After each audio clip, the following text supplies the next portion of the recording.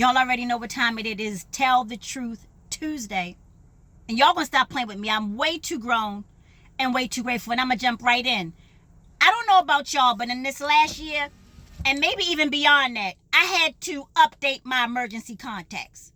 Ain't nobody gonna get this for a couple minutes, but that's all I got is like 2 minutes. How many of y'all have the same emergency contacts that you've always had? God bless you if you do. I've had to edit my emergency contacts because life showed up, and what my emergency contact list indicates is my top 2 to 5 that I can count on no matter what. What am I saying? That these folks know where the bodies are. Come on in here. They know where the bodies are in my life, and they ain't telling nobody nothing.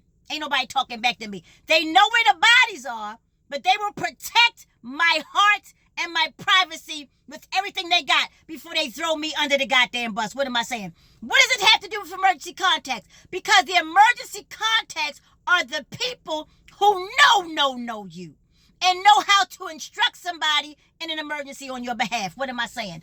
People who you used to think knew you and had your back and could govern somebody on your behalf started flaking and switching up when this pandemic showed up, when your money got funny, when your rent wasn't what it was, when your mortgage got tricked up, when your relationship status changed, when real life showed up and you started having issues in your own family, and they switched up on you, and they used to be the one where you like, look, if something go down, call so-and-so. So one person has stayed consistent, yet 2 in my emergency contacts. My mom and pop and my sister have been consistent. They know my stories. Now I do have a couple of other top 5s who I know will have my back in the case of an emergency. What am I saying? You can't be in my emergency contacts if your goal once you come during the emergency is to sit back and go, ooh, wow, that happened.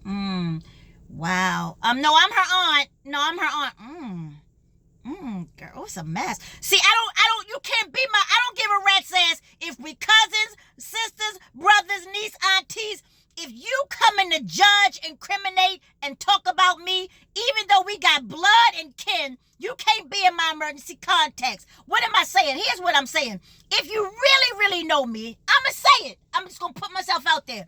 Then you know what happened at Freaknik, at Virginia Beach, in Vegas, at Black Bike Weekend. You know what happened when we went to this island, when we hopped on that plane. You know where the bodies are, and can't nobody make you say nothing. You also know, I think I'm saying something now. You also know that if somebody puts me in an ambulance and they try to inject me with a whole bunch of medications, my lifestyle is such that that's not how I get down. You will advocate, ain't nobody talking back to me, and you will tell the physician, the EMT, listen, she has a certain lifestyle. If there is a way that you can handle her or stabilize her without injecting her with lots of medications, she would prefer that. You're in my emergency contacts. I'm going to tell you how real this thing is. Because if I'm somewhere and I can't speak on my own behalf, and they want to start feeding me a cheeseburger and some ham hocks, you should know. It's been decades since I ate anything that's living. I don't eat meat. I like meat. There's certain meat that I love looking at.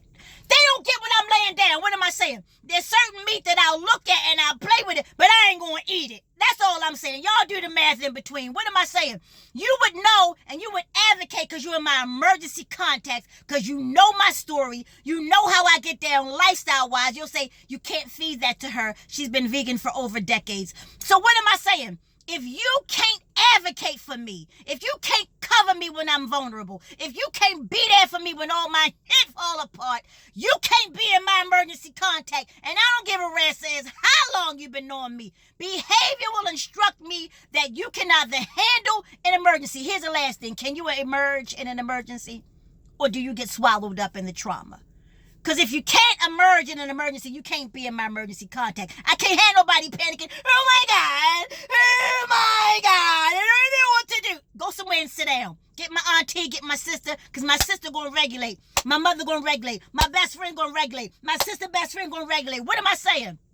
You can't be in my emergency contacts if you can't emerge in an emergency. Y'all going to stop playing with me. Last but not least, anybody tell you even in college, before a fire drill happened in my dorm. We would hear the bell ring. My best friend to tell you, mother would put lipstick on to go out in the fire drill. Ain't nobody talking back to me. There's a way I like to be. So if you put me in an ambulance, you're going to be like, wait a minute, where's her lip gloss? Ain't nobody saying nothing to me. Where's her eyebrow pencil? Let's fill them in. It ain't about you. That's how I show up. And I've been consistent. So if you're in my emergency contacts, you know that. You don't judge me. You love me and you advocate. Y'all going to stop playing with me. It's Tell the Truth Tuesday. And you need to check your emergency contacts.